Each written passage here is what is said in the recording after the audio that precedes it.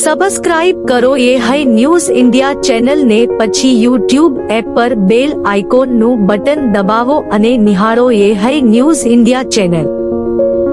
Audio Jungle. સસ્તા અનાજોની દુકાનમાં ration કાર્ડનો ઈ-કેવાયસી કરવા માટે સરકાર મહત્તમ પગલાં લઈ રહી છે. આદિવાસી વિસ્તાર એવા અંબાજીને દાતા પંથકના ગરીબ અને આદિવાસી લોકોમાં રાશન કાર્ડની ઈ-કેવાયસી કરવા માટેની જાગૃતિ લાવવા માટે અંબાજી ગ્રામ પંચાયતના વહીવટદાર એન.જે. ચૌધરીએ એક અનોખી કામગીરી હાથ ધરી છે. એન.જે. ચૌધરીના ખેતરમાં આ વખતે ઘઉંનો સારો પાક થતાં તેમણે ગરીબ અને નિરાધાર લોકોને 10 કિલો ઘઉં વિતરણ કરી રેશન કાર્ડમાં ઈ-કેવાયસી તાકીદે કરાવવા જણાવવામાં આવે છે. તેઓ કાર્ડ ધારકોને સમજાવી રહ્યા છે કે જો તમે ઈ-કેવાયસી નહીં કરાવો તો તમને સરકાર તરફથી મળતા રેશનિંગના અનાજનો જથ્થો મળતો બંધ થઈ શકે છે. ગ્રામ પંચાયતના વહીવટદાર એન.જે. ચૌધરીએ ગરીબ અને પછાત લોકોને રેશન કાર્ડમાં ઈ-કેવાયસી કરાવનાર કાર્ડ ધારકને 10 થી 20 કિલો ઘઉંનું મફત વિતરણ કરતા મોટી સંખ્યામાં લોકો ઈ-કેવાયસી કરાવી રહ્યા છે. આજનો પ્રોગ્રામ તો આમ તો લોકોને સમજૂત કરવા બાબતે, એ જે લોકો ઈ-કેવાયસી નથી કરતા એ લોકોની ઈ-કેવાયસી બાબતે અમે સમજૂત કર્યા.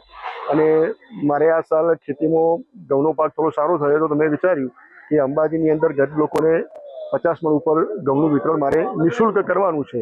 બરાબર, એવું મેં નક્કી કરેલું હતું. તો જે ઘઉંનું વિતરણ કરવાનું તો નિઃશુલ્ક વિતરણ એ વિતરણ પણ કર્યું અને લોકોને સમજૂત પણ કર્યા કે ઈ-કેવાયસી લોકો તમે કરાવો. ઈ-કેવાયસી નહીં કરાવો તો તમારો સરકાર જે પુરવઠો આપે છે એ ઈ-કેવાયસી વાળા લોકોને જ મળશે, જેનું ઈ-કેવાયસી થયેલું હશે એમને જ. જેને ઈ-કેવાયસી નહીં હોય એ લોકોને કોઈ પુરવઠો સરકાર આપવાની નથી, એવું સરકાર વિચારી રહી છે. એટલા માટે અમે આ નિઃશુલ્ક ઘઉંનું વિતરણ કર્યું અને લોકોને સમજૂત કર્યા.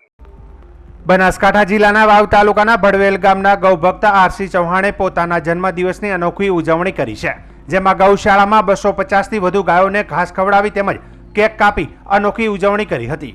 ગાયથી થનારા લાભની કોઈ ગણના થઈ શકે તેમ નથી. જીવનના બધા સ્તરોમાં ગાયનું સ્થાન સર્વશ્રેષ્ઠ મનાયું છે, જે શ્રુતિ, સ્મૃતિ, પુરાણ, આયુર્વેદ વગેરેમાં તથા આધુનિક સાહિત્યમાં પણ લખાણમાં જણાવાયું છે. ઉલ્લેખનીય છે કે આ યુવાને કોરોના વાયરસ, ગાયોમાં લંપી વાયરસ વખતે અનોખી સેવા પૂરી પાડી હતી. તેમજ બનાસકાંઠા અને ગુજરાતમાં ચાલી રહેલા ગૌ માતા રાષ્ટ્રમાતાના અભિયાનને ઉપાડ્યું છે. તેમજ ગૌ માતા રાષ્ટ્રમાતાના અભિયાનમાં જોડાવા લોકોને અપીલ કરી હતી.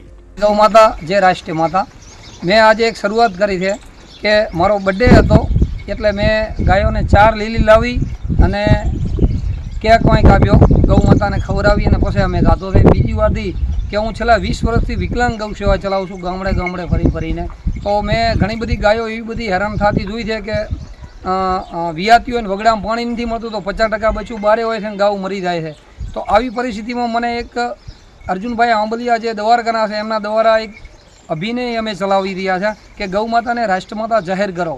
એના માટે તો ગામડે ગામડે ફરીને પોસ્ટર લગાવીને ચલાવી રહ્યો છું. તો હું હિન્દુ ભાઈઓને જાગૃત કરવા એટલી અપીલ કરું છું કે જો ગૌ માતા રાષ્ટ્રમાતા થઈ જાય તો ખુલ્લેઆમ કપાતી બંધ થઈ જાય, વગડે રખડતી બંધ થઈ જાય અને આપણે જે હિન્દુઓ માથે જે એમનો ધરતી ઉપર જે લોહી રેડાઈ રહ્યું છે એ પણ બંધ થઈ જાય, જેથી કરીને આપણું સનાતન ધર્મ હચવાઈ રહે. અને માનવામાં એવું આવ્યું છે, કહેવામાં શાસ્ત્રમાં એવું આવ્યું છે કે ગૌ માતામાં 33 કરોડ દેવતાનો વાસ છે, તો આપણે એને એક મા માટે આટલું આપણે કરી શકીએ.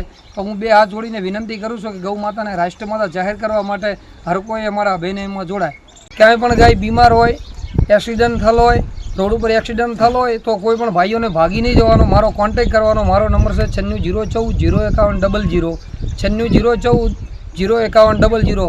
જો ગાયનો એક્સિડન્ટ થાય તો કોઈને ભાગવાનું નહીં, મને તરત ફોન કરવાનો. તું અહીં આવી અને ગાયની સારવાર કરીશ. બીજું કે આ 2 અમારા ગોવા છે ગાયોના, કાંઈ પણ ગાય બીમાર હોય તો એ પણ મદદ કરે છે. જય બનાસકાંઠા જિલ્લાના થરાદના રબારી સમાજ શૈક્ષણિક સંકુલ ખાતે રબારી સમાજના ધર્મગુરુ શ્રી શ્રી 1008 પૂજ્ય મહંત શ્રી કનીરામ બાપુ તથા ડીસા એપીએમસીના ચેરમેન અને પૂર્વ ધારાસભ્ય ગુવાભાઈ રબારીના 71મા જન્મદિવસની ઉજવણી વિવિધ સેવાકીય પ્રવૃત્તિઓ સાથે કરવામાં આવી હતી, જેમાં બ્લડ ડોનેશન કેમ્પનું ભવ્ય આયોજન કરવામાં આવ્યું હતું, જેમાં 71 યુનિટ બ્લડ એકત્રિત કરવામાં આવ્યું હતું, જેમાં વિવિધ સમાજના અગ્રણીઓ અને સેવાભાવી લોકોએ ઉત્સાહભેર સહભાગી થઈને બ્લડ એકત્રિત કર્યું હતું. આ સેવાકીય પ્રવૃત્તિમાં હેમજીભાઈ પટેલ, અધ્યક્ષ કાર્યાલય ઇન્ચાર્જ તથા રાજપૂત સમાજના અગ્રણી ડીડી રાજપૂત, પથુભાઈ રાજપૂત, ઠાકરસિંહ રબારી મગડાલા, મેવાભાઈ ખટાણા, નાગજીભાઈ ઉમેદપુરા, વશરામભાઈ મલુપુર, મેવાભાઈ મલુપુર, વાસુભાઈ બુકણા, હરચંદભાઈ ઠાકોર સહિત મહાનુભાવોએ રબારી સમાજના યુવાનો પણ સાથ સહકાર મળ્યો તેમજ આયોજન માટે કિંમતી સમય પણ આપ્યો હતો. આ કાર્યક્રમના માધ્યમથી સમાજમાં એકતા, સેવા ભાવના અને માનવીયતા વહેતી રહે એ હેતુ રહેલો છે. રબારી સમાજ ગુરુગાદીના ગાદીપતિ મહામંડલેશ્વર 1008 કનીરામ બાપુના જન્મદિવસ નિમિત્તે તેમજ રબારી સમાજના શિરમોર અગ્રણી પૂર્વ ધારાસભ્ય શ્રી ગોવાભાઈ દેસાઈ સાહેબના જન્મના સંયુક્ત બંનેના જન્મદિવસ નિમિત્તે આજે થરાદ, વાવ, ભાભર અને સુઈગામ રબારી સમાજના યુવાનોએ આ બ્લડ કેમ્પનું આયોજન કરેલું છે, જેમાં સર્વ સમાજના યુવાનોએ પણ મદદ કરેલી છે.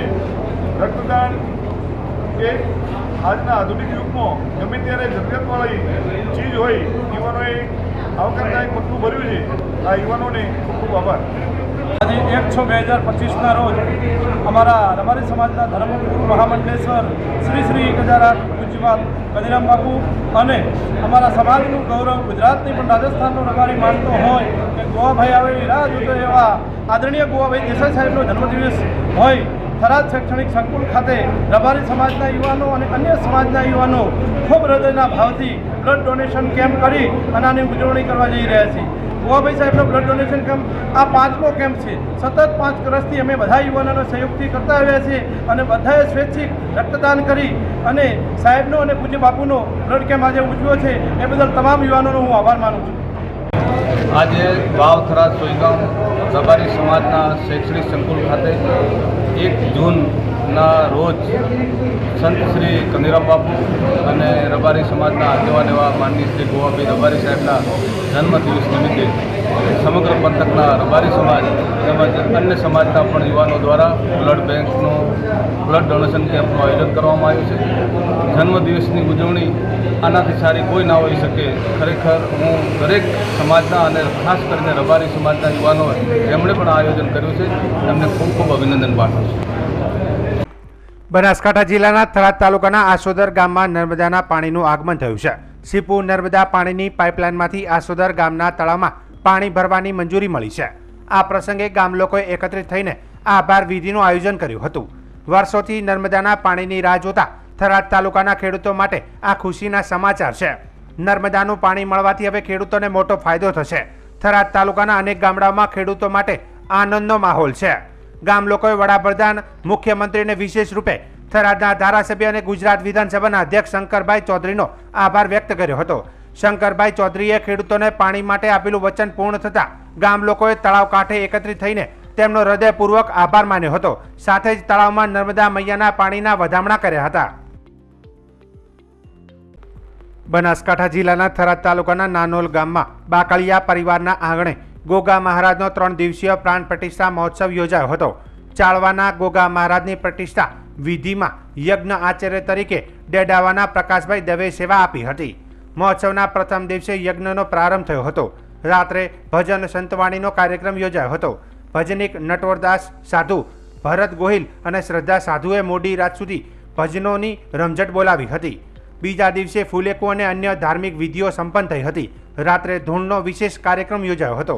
ગોગાધામ ચાળવાના ભુવાજી દશરથભાઈ રાજપૂત, ચેહરધામ દાંતિયા ધાણીના ગણપતભાઈ પુરોહિત અને નાનોલના સવાભાઈ વાવેચા સહિત અનેક ભુવાઓએ હાજરી આપી હતી. ત્રીજા દિવસે સવારે ગોગા મહારાજની પ્રાણ પ્રતિષ્ઠા વિધિ સંપન્ન થઈ હતી.